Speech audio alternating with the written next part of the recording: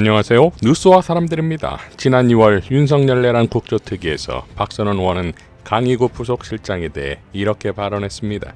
강희구 부속실장은 매우 중대한 문제가 있다. 헌법재판소 10차 변론기일에서 강희구 부속실장이 12월 5일 계엄 선포문을 출력해서, 이 부분이 중요합니다. 이미 있던 것을 어디서 가져온 게 아니고 출력해서 한덕수, 김용현의 서명을 받았다라고 하는 것은 이거는 제2 계엄 준비다.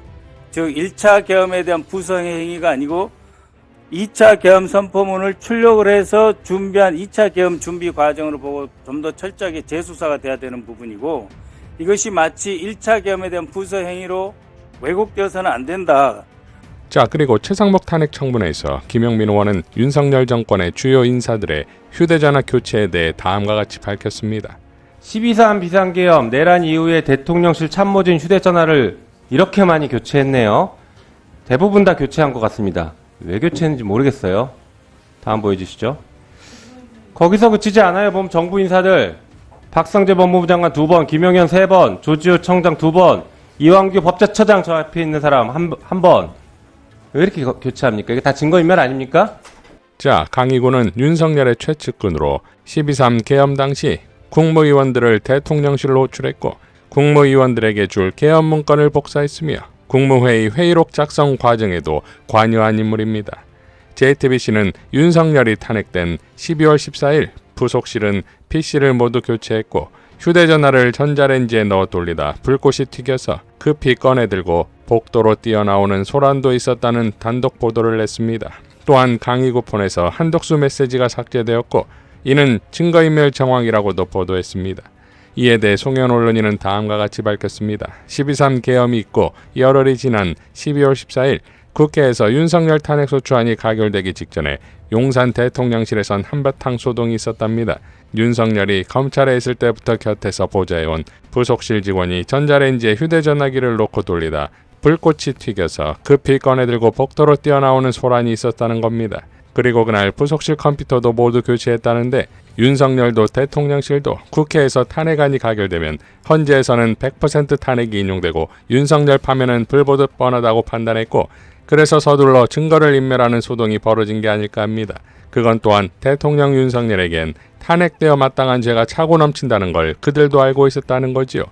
죄가 없는데 왜 컴퓨터를 모두 교체하고 호기심 왕성한 철부지 아이도 아닌데 왜 휴대전화를 전자레인지에 놓고 돌리는 황당한 짓을 했겠습니까? 검찰이든 경찰이든 공수처든 언론의 보도로 불법의 혐의를 인지하였으니 서둘러 수사를 하기 바랍니다. 범죄를 인지하고도 먼 산 보며 외면하는 것은 직무유기의 죄가 됩니다. 감사원도 마찬가지고요. 정치 감사하지 말고 이런 걸 감사하세요. 대통령실이 범죄의 증거를 인멸하는 불법 행위를 한다면 공직기강이 바로 서겠습니까? 라고 일갈했습니다. 이동환 변호사는 다음과 같이 밝혔습니다. 검사들이 민주당 정권 인사들에게만 적용해서 기소했다가 무죄나고 자기들에게는 적용 안 하는 죄명이 있는데 공용 전자기록 무효 손상죄다. 관공서 하드디스크를 증거인멸하면 자기 것과는 달리 범죄가 성립한다. 라고 밝혔습니다.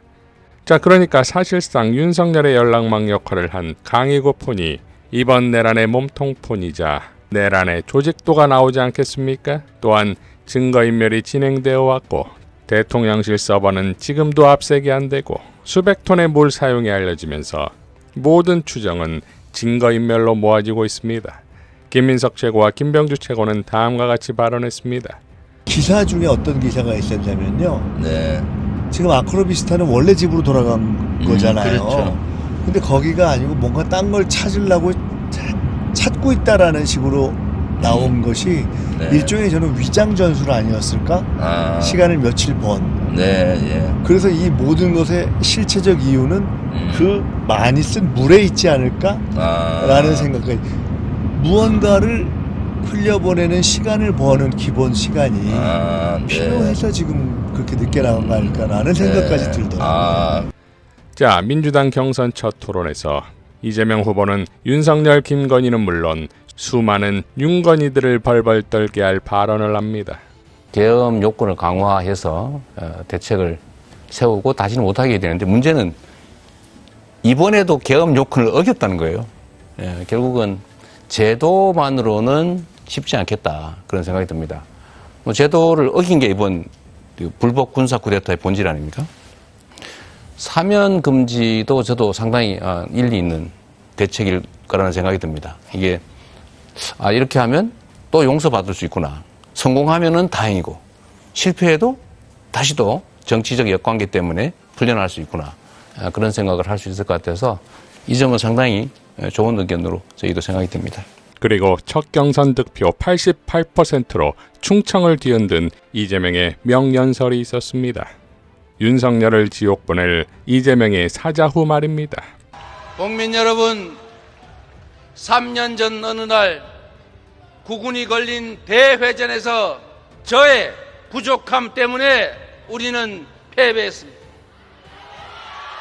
미세한 차이로 그들이 승리했지만 모든 것을 차지한 저들은 나라를 망치고 국민을 고통 속으로 몰아넣었습니다. 그 고통 속에서 더 깊이 성찰하고 더 지독하게 준비했습니다. 수많은 국민들을 만나 뵙고 경청하고 또 경청했습니다. 전국 곳곳 삶의 현장에서 신음과 절망의 소리를 들었습니다. 불안정한 국제 정세와 지속적인 경기 침체 속에 12.3 내라는 대한민국을 절체절명의 위기로 내몰았습니다. 12.3 군사 쿠데타는 세계적인 파문을 일으켰고 전 세계가 충격에 빠졌지만 위대한 우리 국민은 가장 평화로운 방법으로 무장 계엄군과 폭력 정권을 물리쳐서 경악과 공포를 경의와 찬사로 바꿨습니다. 내란 세력에 맞서 국회의원들이 국회 담장을 넘어 계엄 해제에 나서게 한 것도, 계엄군에게 부당한 명령에 맞설 용기를 주신 것도 바로 우리 국민들 아닙니까? 대한민국의 주권자 국민은 차가운 아스팔트에서 키세스 시위로 한파에 맞서면서 귀한 빛을 들어 마침내 짙은 어둠을 걷어냈습니다.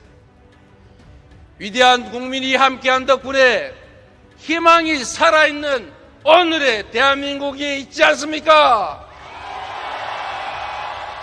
사랑하는 당원 동지 여러분, 내란 수개를 재판에 넘기고 대통령직을 파면해도 내란은 여전히 계속 중입니다. 헌법까지 무시하며 내란 세력을 비호하는 내란 잔당들 때문에 나라는 여전히 혼란스럽습니다.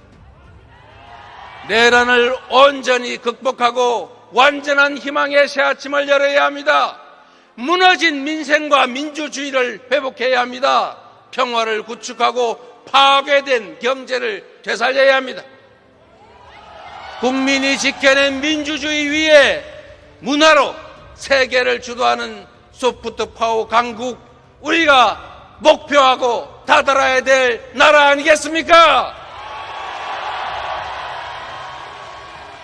다가올 신문명 시대에는 과학기술이 경제력이자 곧 국력입니다.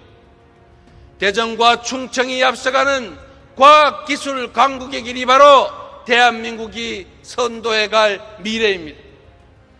한 걸음 늦으면 도태 위험에 빠질 추격자 신세지만 반 걸음만 빨리 가면 무한한 기회를 누리는 선도자가 됩니다. 의지와 열정 넘치는 유능한 도전자에겐 위기가 바로 기회 아닙니까? 이제 대한민국은 추격국가에서 선도국가로 나아가야 합니다. 지금의 위기와 혼란은 바로 혁신의 기회입니다. 정치, 문화, 가치 등 온갖 영역에서 대한민국은 모방의 한계를 넘어 세계를 주도해야 합니다. 위대한 대한민국은 위기와 변혁의 순간마다 민주당을 선택했습니다.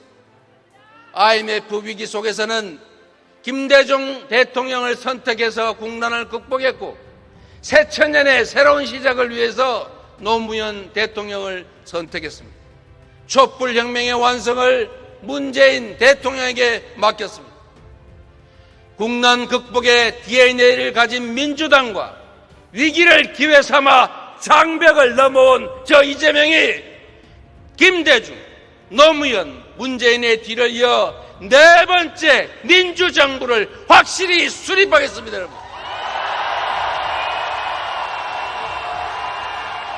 국민과 함께, 동지들과 함께 반드시 정권을 되찾아오겠습니다.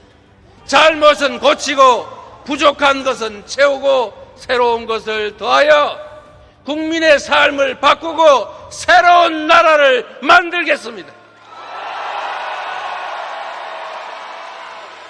균형 발전을 실천해서 누구나 어디서나 동등한 기회를 누리고 노력에 상응하는 정당한 몫을 보장받는 진짜 대한민국을 확실히 열어가겠습니다.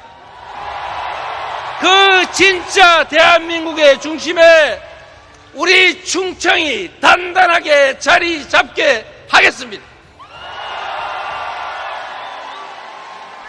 약속드린 대로 국회 세종의사당 대통령 세종질무시비를 건립하고 2차 공공기관 이전을 통해서 세종을 행정수도의 중심으로 완성하겠습니다. 헌법 개정과 국민적 합의라는 난관도 있겠지만 대통령실과 국회 완전 이전도 추진할 것입니다. 대전은 K과학기술을 이끌 세계적인 과학수도로, 충남 충북은 첨단 산업벨트가 들어선 미래산업의 중심지로 만들어 놓겠습니다. 충청권 통합경제권을 만들고 함께 성장할 수 있도록 적극 지원하겠습니다. 충청이 살아야 대한민국이 산지 않겠습니까? 수도권 1극 체제를 완화하고 과감한 권역별 투자로 지역의 성장 동력을 복원해서 지역 간 격차를 줄일 것입니다. 힘든 세상을 함께 바꿔갈 민주당의 우리 당원 동지 여러분, 막중한 책임감과 사명감으로 회복과 성장을 이뤄낼 후보 누굽니까?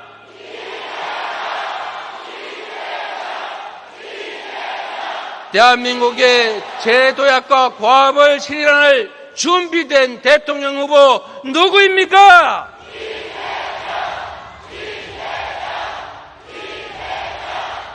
12.3 내란을 겪으며 전 세계가 깨달았습니다. 국민이 위임한 권한을 함부로 사용하면 국민이 다칩니다. 나라가 망합니다. 그 권한을 제대로 사용하면 긍정과 희망의 빛으로 세상을 가득 채울 수도 있습니다. 대통령은 지배자가 아닙니다. 국민이 잠시 맡긴 권한으로 국민을 위해 견마지로를 다할 국민의 일꾼, 대리인일 뿐인 것입니다. 공직은 누리는 자리가 아니라 일하는 자리입니다.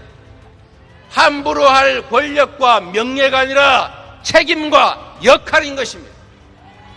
군림하는 권력자가 아니라 국민의 충직한 도구가 되려는 저 이재명, 역경 속에서 더 단련되고 더 준비된 저 이재명에게 기회를 만들어 주십시오.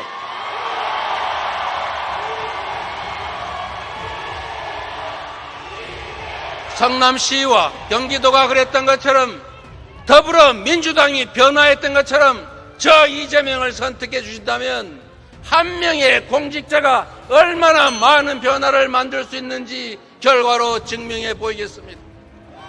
대한민국은 작지만 큰 나라입니다. 경제력 10위, 군사력 5위에 세계가 주목하는 문화 강국, 무혈혁명으로 무도한 권력을 두 번이나 몰아낸 모범적 민주국가입니다. 작지만 큰 한민족 대한, 평범한 백성의 나라 민국입니다.